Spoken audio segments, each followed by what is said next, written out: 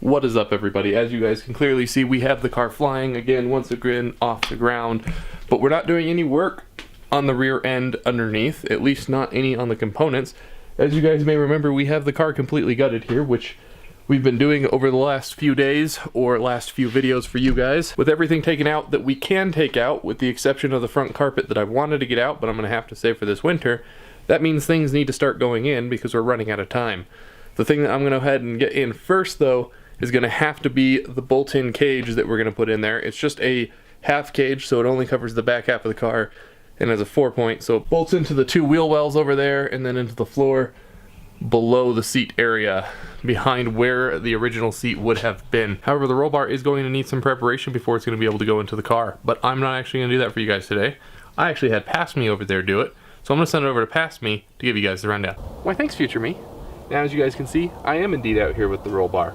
This brand new, freshly painted, right off the press roll bar.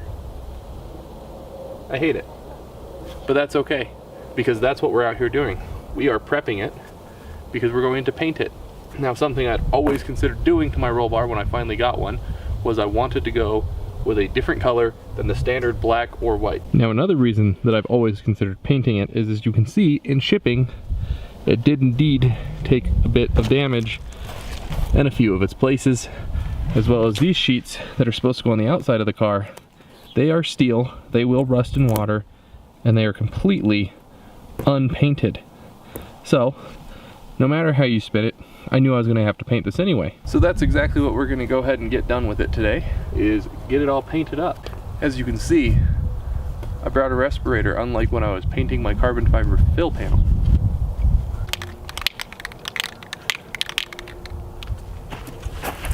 You know, on second thought, I have a feeling watching this would be kind of like watching paint dry.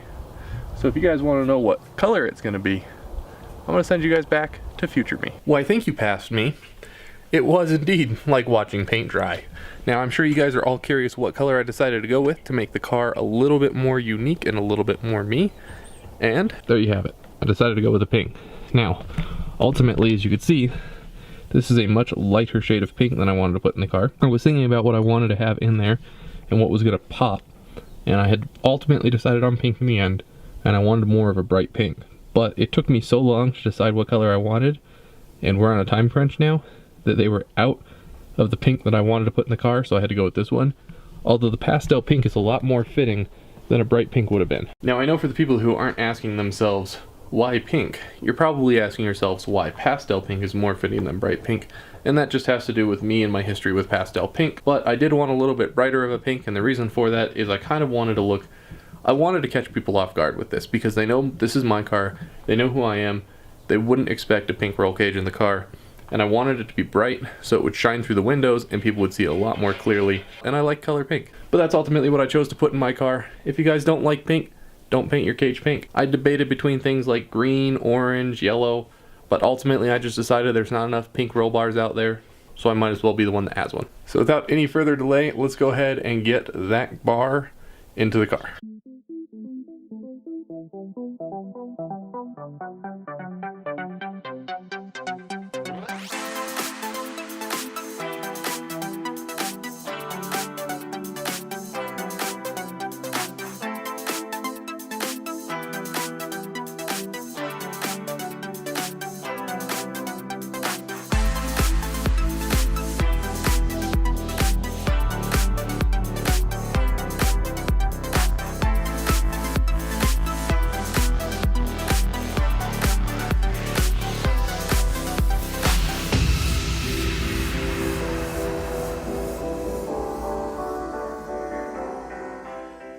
Okay, so we got the cage set up. I've got it being held in place by having the bolts in both ends of the bar that sits on the wheel well.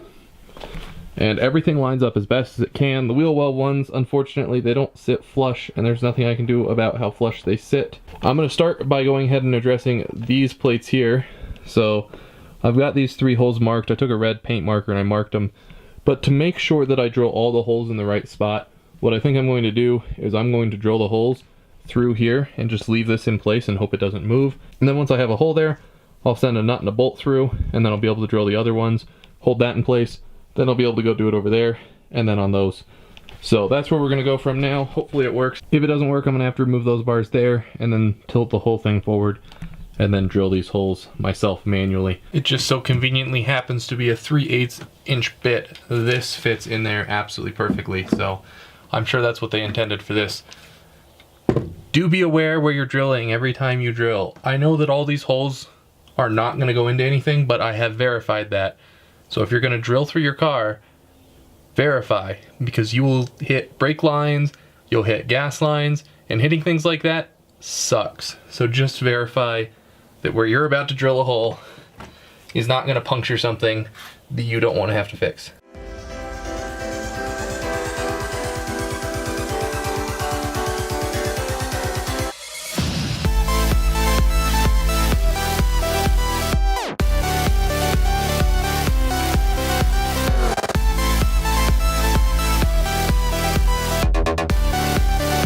So now with 2 bolts actually in there, now these aren't permanently going to stay in there, I still have to do more stuff before I can actually secure these down fully. But with 2 bolts in there, in opposing corners, this thing can't shift anymore, so I'm going to go ahead and drill out the rest of these holes.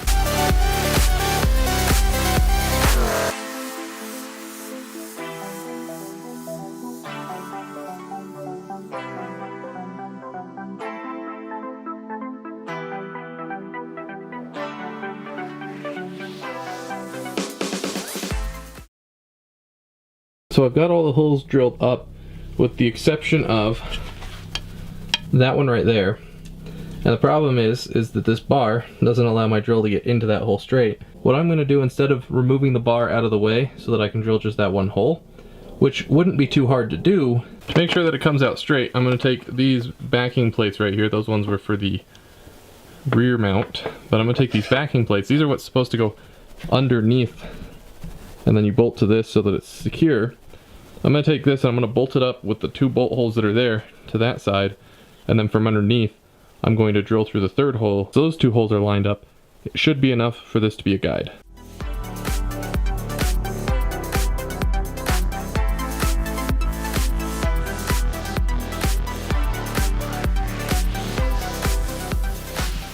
Well, that went surprisingly smoothly. I got a hole drilled for that and it lines up just fine. So what I'm going to go ahead and do is I'm going to go ahead and get mounted all 3 bolts with the plates on both sides.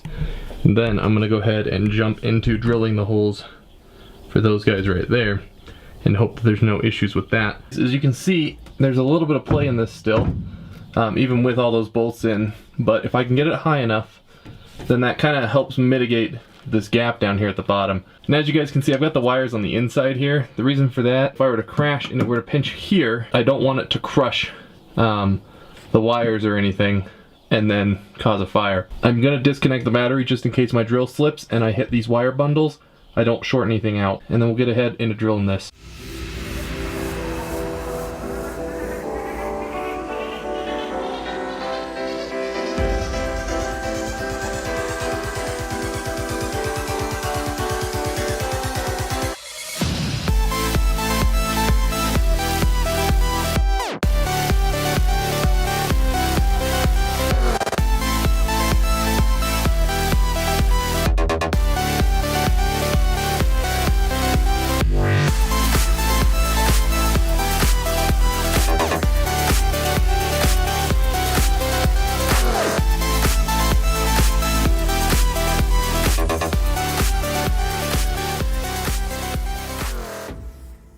That was a nuisance, as I had anticipated, and I am still slightly worried about the gap at the bottom there.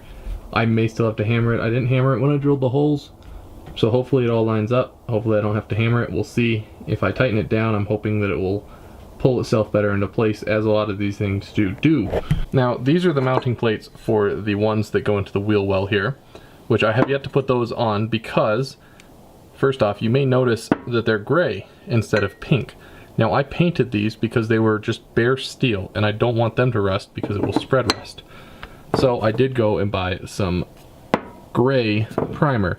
Now this stuff, you may have noticed when I was drilling the hole, matches the car relatively well underneath, and that was kind of the goal. I wanted these to kind of just blend in more or less as a whole. So what I need to do is I need to take this spray paint, and I need to go ahead and spray all of the holes that I've created to prevent rust from forming on those holes as well.